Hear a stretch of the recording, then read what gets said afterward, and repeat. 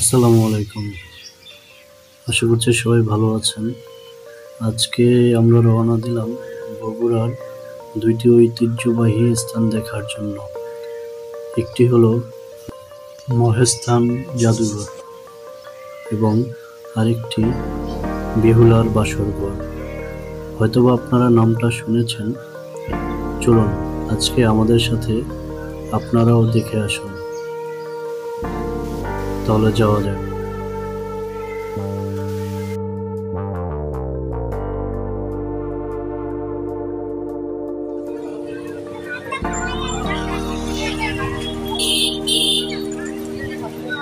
অবশেষে চলে আসলাম মহেস্থানগড় মাজারের পাশে অবস্থিত ভিজিটর প্লেস। খুবই সুন্দর একটি জায়গা। এই জায়গাটি হলো মহেস্থান মাজারের পশ্চিম পাশে একটি মেলার মতো স্থান। এখানে নানা জায়গা থেকে নানা ধরনের ভিজিটর আসে। এই জায়গাটিকে ঘিরে রকমারি দোকানের মেলা বসেছে। সত্যি খুব অপূর্ব একটি জায়গা। ভাই তো এর আগেও আসছেন না? কেমন লাগে এখানে? এখানে খুব ভালো আবেগ নিয়ে আসা লাগছে। আবেগে সারা একা একা ভালো লাগছে। নেক্সট টাইম প্ল্যানিং থাকবে, ফ্যামিলি প্ল্যানিং।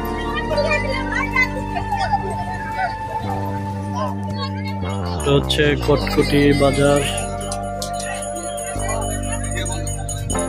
এখানে বিভিন্ন ধরনের কটকটি পাওয়া যায়। আমরা এখন কিছু কটকটি খাবো।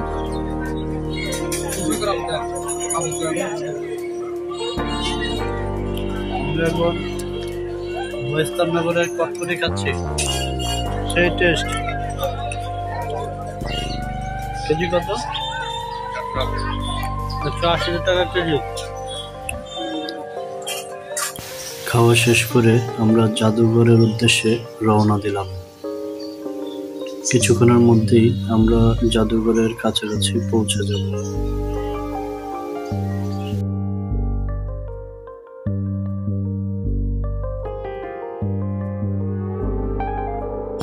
অবশেষে আমরা চলে আসলাম মহেস্থান জাদুঘরের সামনে।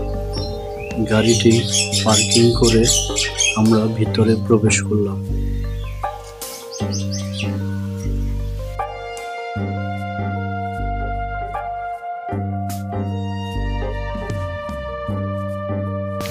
জাদুঘরের ভিতরে প্রবেশ করে মনটা এমনিতেই ভরে গেল।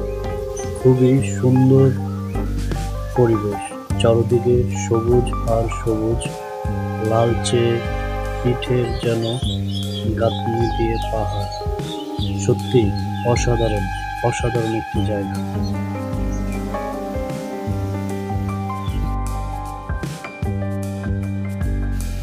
আমি নিজেও একটু হাঁটাহাঁটি করলাম।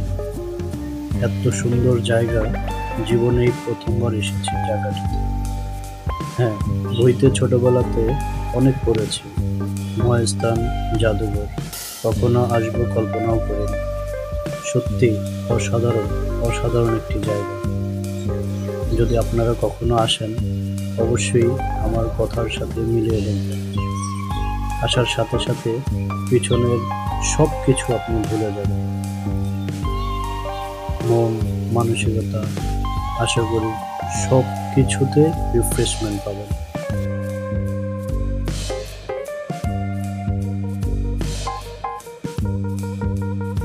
এরই মাঝে কিছু ছবি তুলে নিলাম। এত সুন্দর জায়গা, ছবির লোভ সামলাতে পারলাম না। তারপর আমরা রওনা দিলাম বেহুলার বাসর ঘরের উদ্দেশ্যে। এটি বগুড়ার পলাশবাড়ির নামক একটি জায়গাতে অবস্থিত। গাইবান্ধার পলাশবাড়ি নয়, বগুড়ার পলাশবাড়ি নামক একটি জায়গাতে।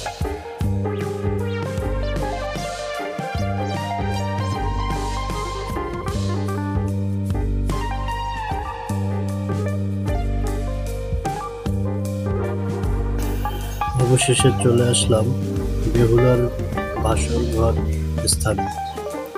সত্যি অসাধারণ একটি জায়গা। আসলে চোখে যা দেখা যায় তা মুখের ভাষায় প্রকাশ করা যায় না।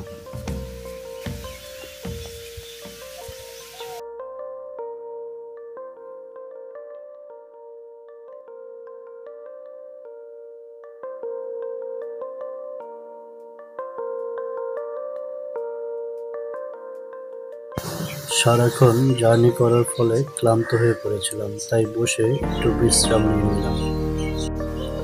তারপর আমরা বেহুলার বাসর ঘরের উপর উঠতে শুরু করলাম।